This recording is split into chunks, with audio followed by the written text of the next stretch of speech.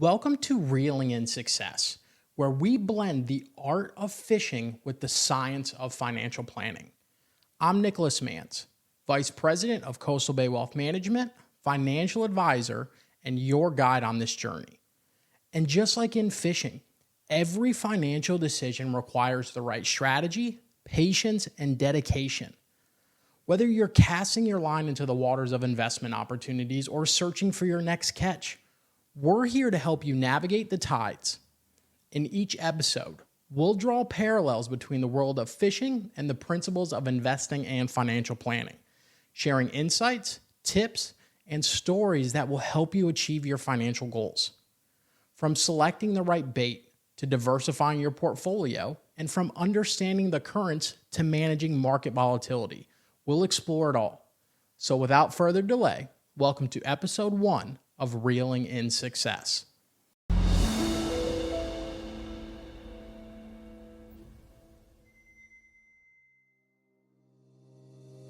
Today we're diving into something I'm really passionate about, setting objectives. Whether we're talking about fishing or financial planning, having clear objectives makes all the difference. Let's start by talking about why setting objectives is so important. Whether I'm out on the water targeting the elusive tarpon or helping someone plan for their financial future, having clear objectives gives us direction and focus. It's like knowing exactly what fish you're after: snook, redfish, tarpon, you name it. Once you've got that target in mind, everything else starts to fall into place. Whether it's choosing the right gear, picking the best spot, or timing your cast perfectly, the same goes for your finances. Knowing what you want to achieve, whether it's saving for retirement, buying a house, or just building up your savings, gives you a clear path to follow.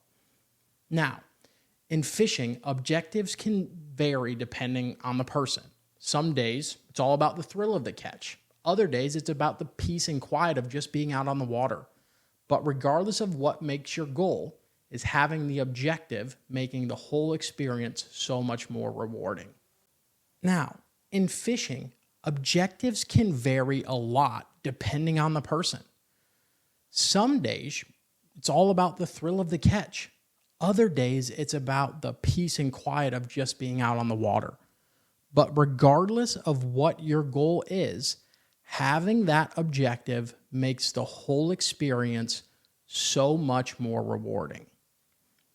I remember the first time I decided to target a 40-plus inch snook. It wasn't just about catching any fish. It was about the challenge and the satisfaction of landing a fish that so many people will never catch. Setting that objective gave my fishing purpose. I had to figure out the best time to go, find the perfect spot, and use the right techniques to make it happen. The same goes for financial planning. When I set my first big savings goal, it was just like targeting that snook.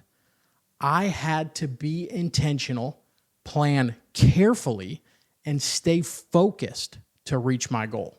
Think back to the first big purchase you ever saved for. Maybe it was a car, a down payment on a house, or that dream vacation you always wanted to take. For me, it was saving up for my first home. Setting that savings goal wasn't just about the money. It was about making a dream come true. Financial planning is a lot like that. It's not just numbers. It's about setting objectives that align what you really want in life. And here's another one for you: mastering a new fishing technique. I decided to learn how to fly fish a while back. It wasn't just about picking up a new skill. It was about challenging myself and growing as an angler. Setting that goal pushed me out of my comfort zone and opened up a new world of fishing. And guess what? The same goes for investing. When I started investing, it wasn't about randomly picking stocks. It was about creating a strategy that worked for me and aligned with my financial goals. So let's talk about setting smart objectives. You might have heard of this before: specific, measurable, achievable, relevant, and time-bound. Whether we're talking about fishing or finance, these principles really help guide us towards success. In fishing, for example, You might set a goal to catch a cobia using a specific technique in a certain spot. And in finance, you might aim to save $10,000 for a down payment on a house within a year. The more specific your goal, the clearer your path to achieving it. You also want to make it measurable. How will you know when you've succeeded? Whether it's the number of fish you catch or the amount of money you've saved, tracking your progress keeps you motivated. But let's be realistic. Your goals need to be achievable. In fishing, that might mean targeting species that match your skill level. In finance, it means setting goals that fit within your current financial situation. Your goals should also be relevant, aligned with your bigger objectives. In fishing, that could mean improving your skills or contributing to conservation efforts. And finally, your goals should be time-bound. Give yourself a deadline, whether it's catching that trophy fish within a season or saving up by a specific date. Setting objectives isn't just about reaching the end goal. It's about the journey, the lessons you learn, and the benefits you gain along the way. When you set objectives, you are constantly enhancing your skills. Just like how setting fishing goals makes you a better angler, setting financial objectives helps you become more confident in managing your money. And let's talk about perseverance. Whether it's dealing with tough fishing conditions or navigating financial challenges, having clear objectives helps you stay focused even when the going gets tough. Plus, goals create memorable experiences. Think about that trophy fish you caught or the moment you reached a financial milestone. Those are memories that stick with you. Setting objectives also promotes responsible practices. In fishing, that might mean being mindful of conservation. In finance, it's about budgeting, saving, and planning for the future. And finally, achieving your goals builds confidence. Whether you're reeling in a big catch or hitting your savings targets, it feels good to know you've accomplished something.